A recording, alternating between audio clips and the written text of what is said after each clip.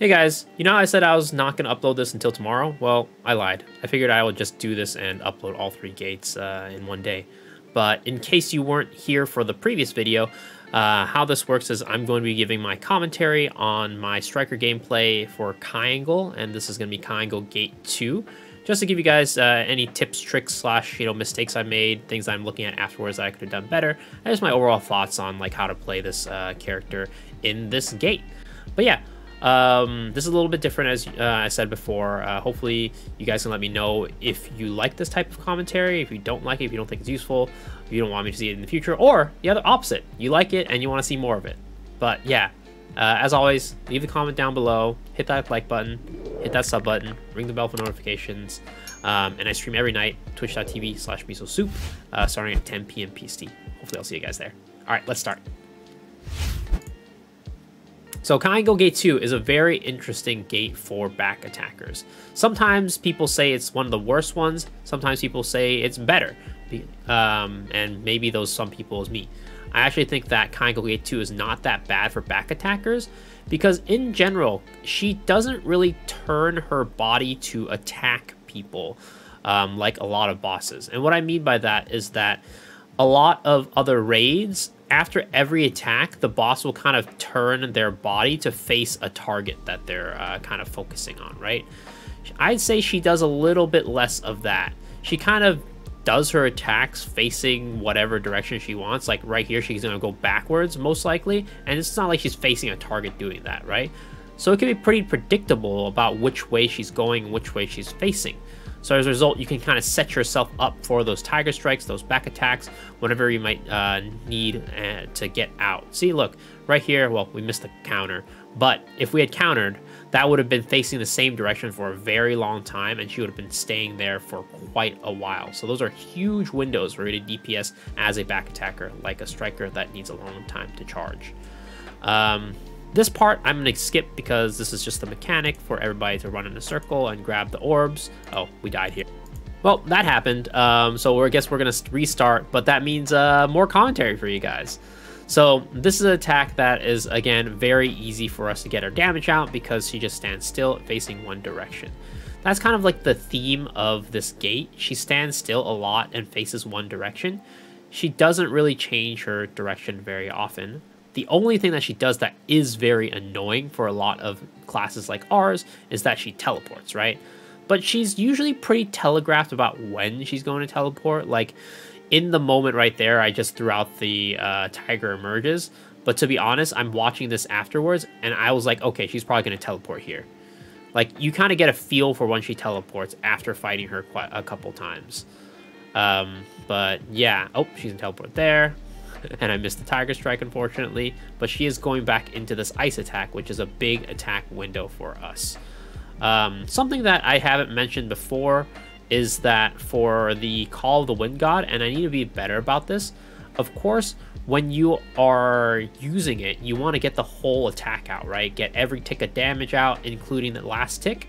But the one thing to note is that with Call of the Wind God, the last tick is the one that does the most damage. So, and it looks like we failed again. I think there was probably a bug there. It's been bugging out. So that's kind of an annoying thing about Kayangel Gate 2, is that there is this bug that happens every now and then, that when you are doing the little color orb collecting mechanic, somebody just randomly dies for no reason. And how you fix that is you actually swap positions. So let's say before you go into the gate, right? You usually choose, like, I'm going to go 11, I'm going to go 6, I'm going to go 1 o'clock, right? So if 1 o'clock is the one that gets bugged, then you can swap 1 o'clock and somebody else. The 1 o'clock person will go 6 o'clock or 11 o'clock, and usually that fixes the problem.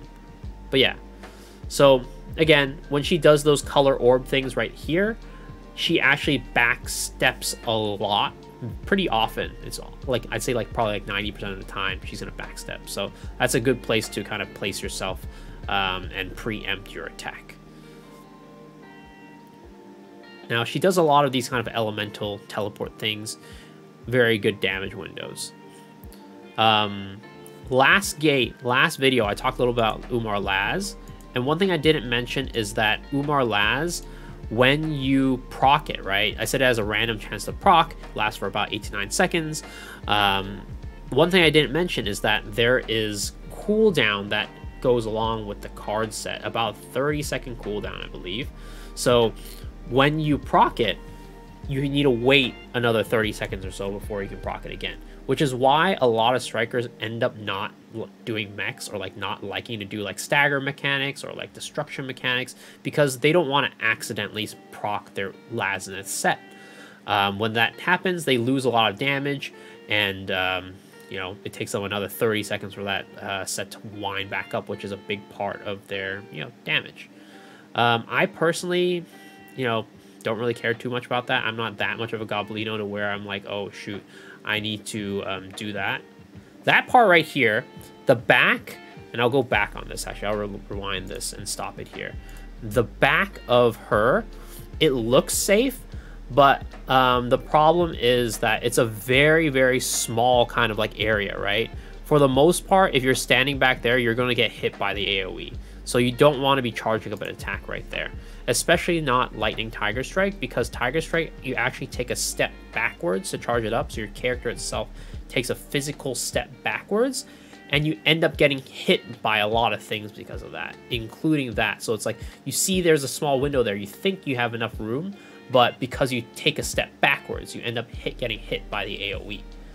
So that's what's ends up happening there. Here, we just hit the counters. Striker has a very good counter. As you can see right there, I hit the counter and I procced the Lazenith set, right? This little buff down here is the Lazenith. So I don't have the Lazenith buff on right now, right? And then I hit this counter and boom, the set procs. It's really annoying, and again, why a lot of strikers don't like doing mechanics is because when the set procs on a bad window, like right there, I just missed that entire DPS window. And you don't want to do that. You know, that's something you really want to avoid if you can. But again, I'm more of a mech doer and not really as much of a Goblino, so that's what I do. Here, I'm going to put faith in my support, my Hitmaster classes that they're going to counter. So I just stand in the back and use it as a DPS window.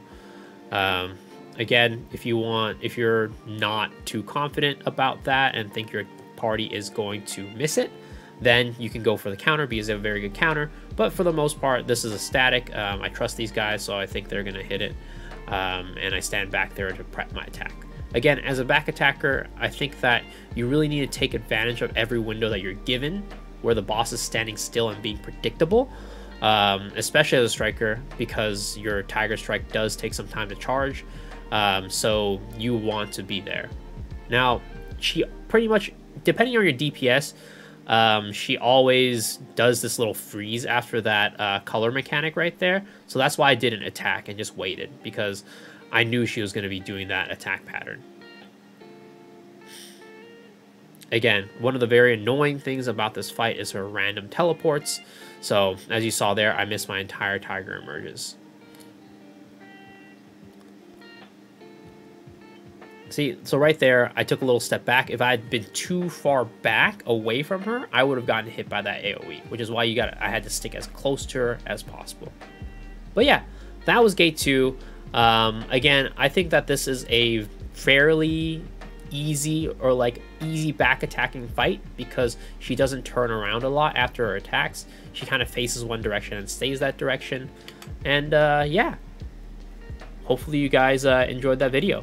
If you did, as always, leave a like, hit the sub button, ring the bell for notifications, and you know, I stream every night on twitch.tv/misosoup, 10 p.m. PST. Hopefully I'll see you guys there. And yeah, I'll be uploading the third video shortly, so you know, stick around and tune in that video if you want to listen to me ramble on more.